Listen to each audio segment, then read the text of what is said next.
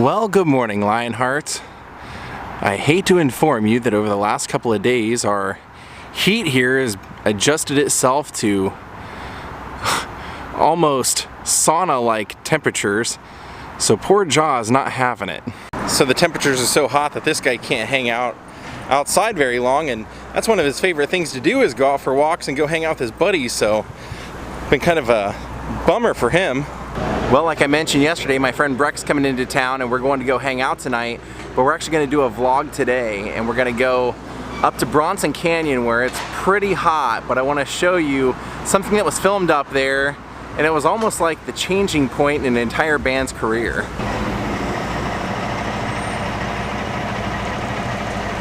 All right, let's turn this sign on. I wanted to get out there before it got too hot. Well, today's vlog ties into kind of something I was into when I was a very little kid. The earliest band I can ever remember being into as a kid was probably the Jackson 5, if you would consider them a band. But the second was when I was probably 4 years old, 5 years old, my mom had a babysitter for us that we went to during the day while she and my dad worked. And two things about this babysitter actually.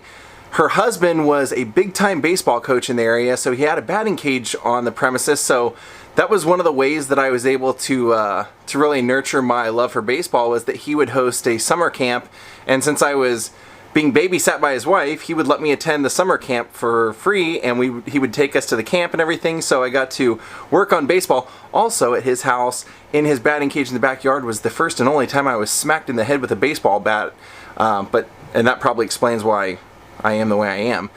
But one of the other things that I developed a love for was they had a daughter named Izzy, and Izzy used to play the Monkees. And one day she said if we brought her a blank cassette that she would dub her Monkees cassette for me and my sister. So we did, and that became one of my favorite groups. I listened to that stuff repeatedly, fell in love with the show because in those days they were showing it on Nickelodeon, and always just had a love for the Monkees. So today we're actually going to do a Monkees vlog. I know these hot days aren't exactly the most exciting for you, are they? That heat really gets to you, but do you remember what I told you earlier? Do you remember who I told you is coming to hang out with you today? He's looking at the door. Yeah, your pal Breck. Your pal Breck's coming today. Are you excited? Are you excited to see your pal Breck? Right on. I'm sure he's feeling literally the exact same way as you. He's probably doing the same thing, thinking about coming to see you. Alright, Breck's over, and we are headed up to do the vlog. Going to Bronson Canyon, also known as the Bat Cave.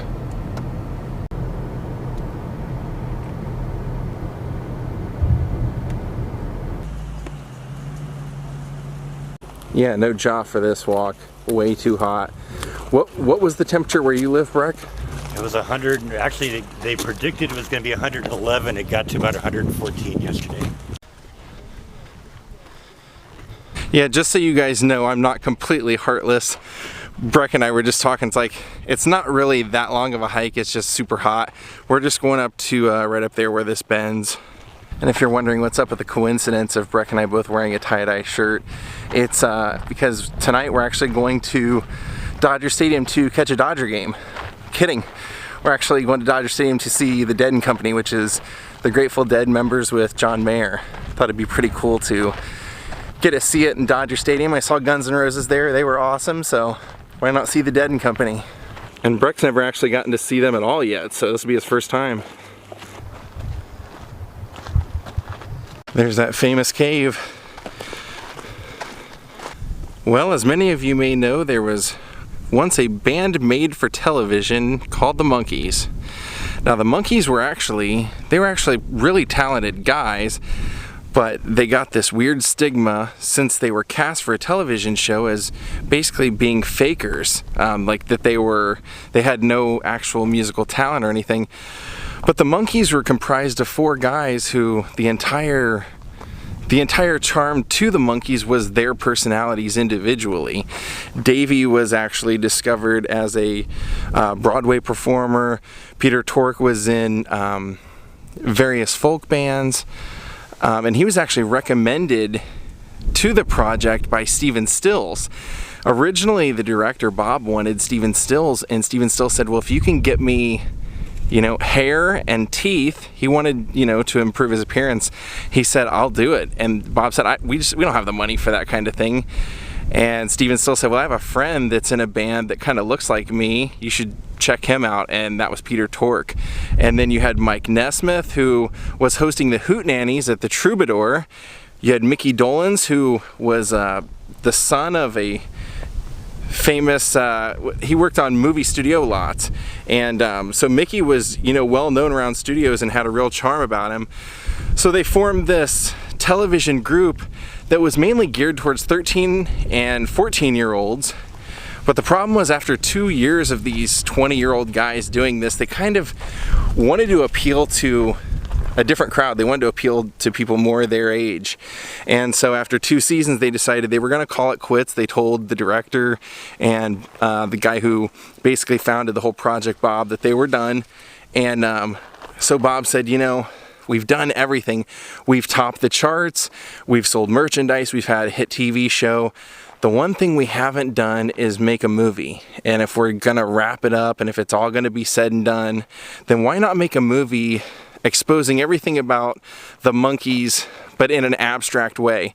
Like everything that they go through, the commercialism, everything that they've had to deal with, and put it in a movie form. Tell their story in a movie form. So he went out and talked to his friend at that time, a man named Jack Nicholson, who wasn't a huge actor, and talked Jack into helping him write the script. Now, Jack wasn't actually that familiar with the Monkees. He didn't really know who they were, so Bob had told him about him. He arranged a meeting for everyone to meet in Ojai, and they started working on this script for what would be the movie, and basically the send-off for the Monkees, called Head. Now, Head was a weird concept in and of itself, because it was a total psychedelic acid trip in movie form, and that's exactly what they meant it to be. And what they ended up doing was, Bob said, I knew that the guys were down to do pretty much anything. They wanted to poke fun at what they had been doing. They also wanted to show their musical ability, so we figured we would do all of that, plus use pretty much every artistic style there was at the time that we could use. He said literally like taking out the film and painting on the back of it, which we had seen people do in San Francisco. And he said, we set out to make this movie, and he said, I didn't know if I'd ever get to make another movie again, so I just decided I was going to make every movie I ever wanted to make in one. So if you've ever seen Head, you see war scenes, you see desert scenes that are resembling Lawrence of Arabia, you see scenes from boxing, you see cameos by Dennis Hopper, Jack Nicholson, Frank Zappa, and one of those scenes actually takes place right here. Right here was the scene of the whole war scene that they have. If you've seen the movie, there's a part in there where the guys are pretending to be soldiers in a bunker, and Peter ends up in a different bunker getting hit by a football player that is, I think, supposed to be America, because the football player is wearing like a number 1. He's got like a gold helmet, and he just keeps saying, we're number 1, as he keeps hitting him. And as Peter's running, they have a battlefield set up over here with a bunch of trees, and I was able to find a photo of Jack Nicholson and some of the other crew setting it up right over here. It's changed a little bit, but some of the slants are still there. The crooked, crazy nose part right there on that rock formation is all still the same. And they had that scene right here, so we see Peter go running through here and eventually jumping into the bunker with the other guys over here before they all eventually run into this canyon, well, this cave over here that's the same exact cave from Invasion of the Body Snatchers, incidentally, and the Searchers. They go running into this cave, and that's where the scene and the shot and everything blend into them being like backstage at a concert. And that's right before all the kids start ripping their clothes off. And as the kids rip their clothes off, they find out that the guys are actually like wooden dummies, and the arms and legs and head and everything start falling off. So that was, just another statement on the Monkees, and the director said, we wanted it to be political, we wanted it to be everything, and one of the odd stories about this was that this was completely a Monkees movie. Everything was written for them, and it was starring them, and yet when it came out, the marketing company, I don't know whether they thought that it would just completely ruin the Monkees altogether or what, but they said they thought the best idea for marketing this was to completely leave the Monkees out of all the promotion. So when the movie came out, nobody knew that Head was a Monkees movie. In fact, when it was first released, they used a picture of the photographer, and it just said Head written across his, kind of like his eyebrow. And they were showing that on TV as their advertisement. People started complaining because they thought their TV sound was broke. So they had the director, Bob, go back, and they said, you have to do something else. You have to do, you have to come up with some other way of promoting this. So they took the very same ad and they basically did all the wording in reverse. So you had to read it in reverse, saying that it was a new movie out on Columbia called Head. But it still never said that the Monkees were in it. And the first day of shooting, when they went to shoot, the stand-ins were there and the Monkees never showed up because they had gotten a new manager the night before, and the manager told them not to show up until he worked out a new deal for them. Crazy how the movie business works, huh?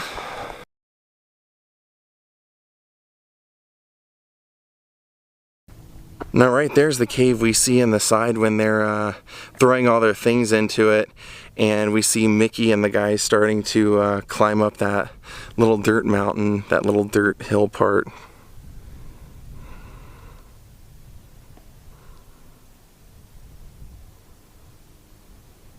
Now I was surprised to find out when I mentioned to Breck that we were going to be doing this today that he'd never seen the movie. I thought for sure with all the wacky crazy stuff that he liked, John Waters and everything else, that you would have seen this and you would have liked this. Now I did show you this scene before he came here. Yeah. What did you think of the movie, of what you saw so far? Well, like you said, it is an acid trip. Yeah. So it's hard to make a lot of sense out of a part of it. But I guess I'd like to see the whole thing. Now Head's kind of considered one of those cult classics, and I was actually introduced to it from my friend Kevin, who you guys met in the Buster Keaton vlog. But that is a very bizarre movie because that movie didn't appear in any kind of big theater or anything when it was released. It was actually released in a small Spanish theater and really was gone within one day. It kind of just floated out into nowhere. That is until Rhino came along, and Rhino started re-releasing all those kind of cool old things like that, and they re-released Head. Now if you're wondering where the name of the movie came from, it actually didn't start out being Head. They had all kinds of different names for the movie, but in the end they went with Head because they thought that it would be something that described the crazy story that was happening in there inside somebody's head. And so when they were deciding whose head it should be, Bob said, I was thinking, Victor Mature. And Jack Nicholson stopped and said, oh my God, that's genius. And so, the entire movie takes place in Victor Mature's head. And you Harry Dean Stanton fans, you might be glad to know that this movie was actually written in Harry Dean Stanton's basement when Jack Nicholson was living there. Now, the age-old question, would I recommend this movie? Not for everyone. Not for everyone. Well, it's that time. Breck and I are on our way over to Dodger Stadium now for The Dead & Company. I've gone, let's see, for the last 2 years, so this will be the 3rd year in a row.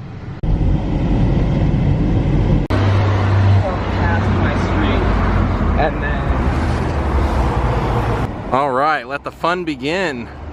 Now we just gotta walk the grueling walk up the hill. Here we are. The parking lot festivities, as always. The home of some of the best tie-dye shirts ever. Oh yeah, look at Jerry's finger. Jerry was missing a finger. That's a great one. I love that. Oh yeah.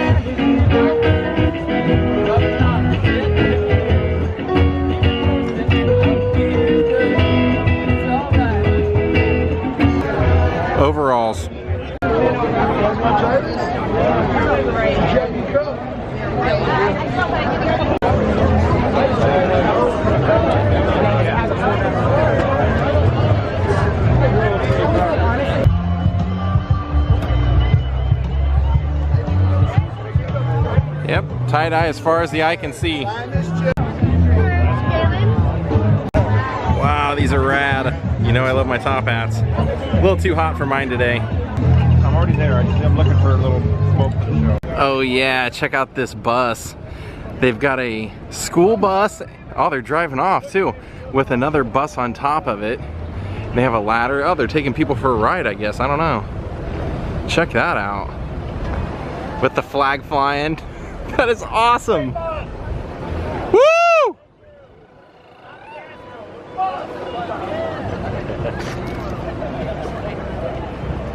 Get in the back.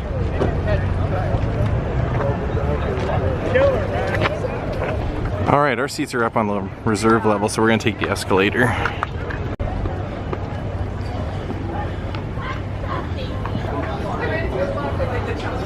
And there is the Jackie Robinson. He will not be wearing tie-dye tonight, apparently.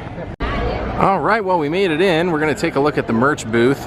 And I'm not gonna be showing the concert on here because they'll copyright flag my video, so I'll be leaving you guys here very shortly.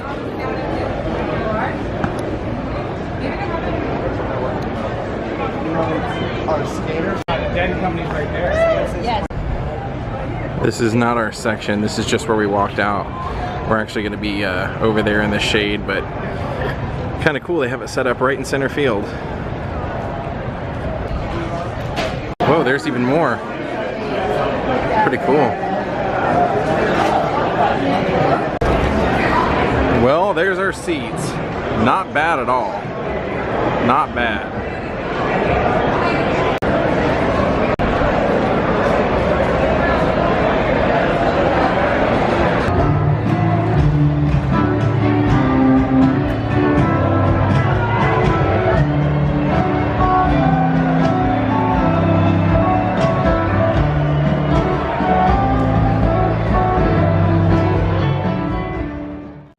Well, the concert was awesome, and it's over. We're home. Breck loved the show, and we're going to call it a night. Want to thank Dave Schultz for becoming my newest Patreon. Everyone else, thank you for watching. I hope you guys enjoyed getting to see one of the filming locations for the movie Monkees Head, even though they didn't promote the Monkees being in it. There you go. And I hope you guys enjoyed getting to see some of the parking lot of the Dead & Company. Quite an experience.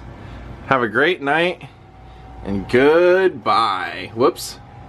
If I was a guy, I would try my luck. When I was a guy, I was set up. I was a fool, I would get